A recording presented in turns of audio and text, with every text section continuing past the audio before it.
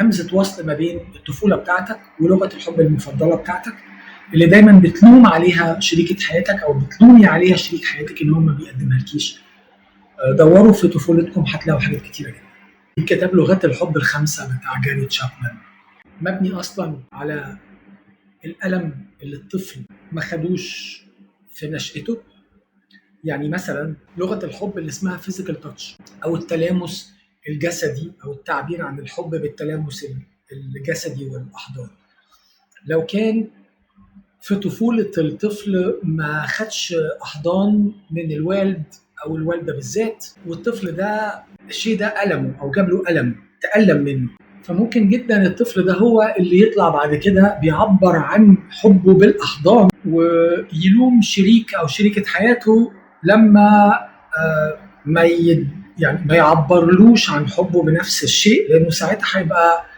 ده مجلب للألم زي ما انا تألمت في طفولتي، ده ما حضنيش او دي ما حضنتنيش مثلا. لغه الحب الثانيه بتاعت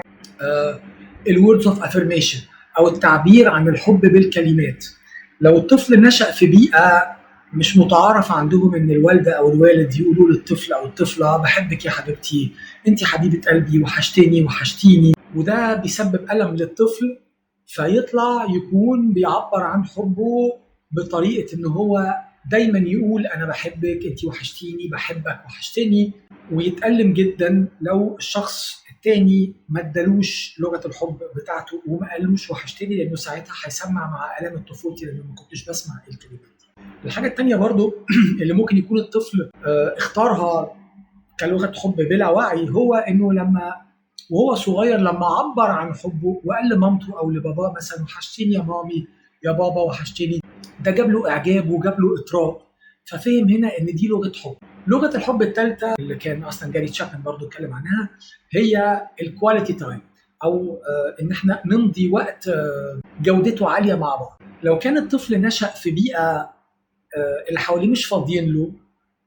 كان عنده وحده كتيره او عاش في وحده، اخواته يمكن يكونوا فرق السن كبير او هو وحيد او بابا مسافر او ماما مش موجوده بتشتغل كتير، فحس بالوحده وده جاب له ألم، او ان هو يكون لما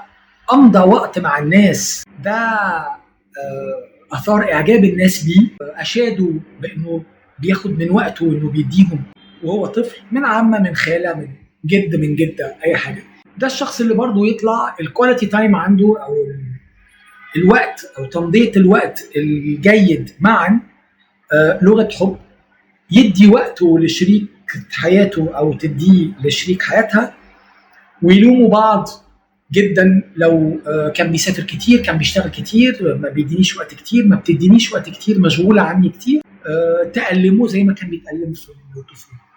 اللغه الرابعه giving and receiving gifts. لو انا كنت طفل ما تعودتش انه يجي لي هدايا وده كان بيحسسني بالحرمان وبالألم، او انه كان بيجي لي هدايا بس ملهاش اي معنى بالنسبه لي، ما بتلبيش الاحتياجات بتاعتي، او ان انا اكون في مره اديت لحد هديه وده اثار اعجابه وده عجبني جدا انه الشخص اعجب بالهديه اصلا بتاعتي،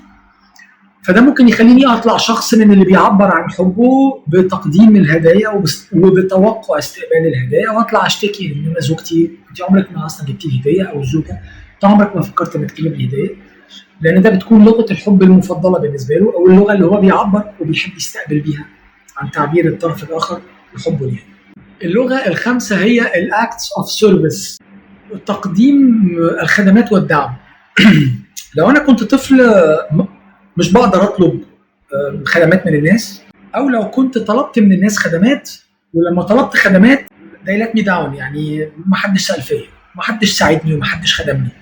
وده جاب لي ألم وانا طفل، ما كنتش بقدر اعمل اي حاجه، مش بطلب حاجه من بابا بيعملها لي، من ماما بتعملها لي، من اخواتي كمان، او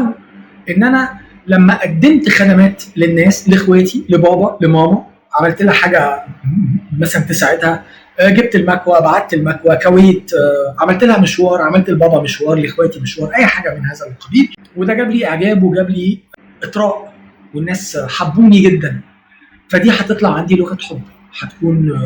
الاكس اوف سيرفيس او تقديم الخدمات، هتكون من الحاجات اللي انا دايما بعبر بيها عن حبي للناس، وبتألم لما الناس ما يدوهانيش، ومش هصدق ان هم بيحبوني غير لما يعملوا لي الحاجات دي، ودايما هشكك في بيحبهم. فدايما تابع موضوع لغات الحب، وشوف دايما لو في اي همزه وصل ما بين الطفوله بتاعتك ولغه الحب المفضله بتاعتك اللي دايما بتلوم عليها شريكه حياتك او بتلومي عليها شريك حياتك ان هو ما بيقدمها لكيش. دوروا في طفولتكم هتلاقوا حاجات كتيره جدا.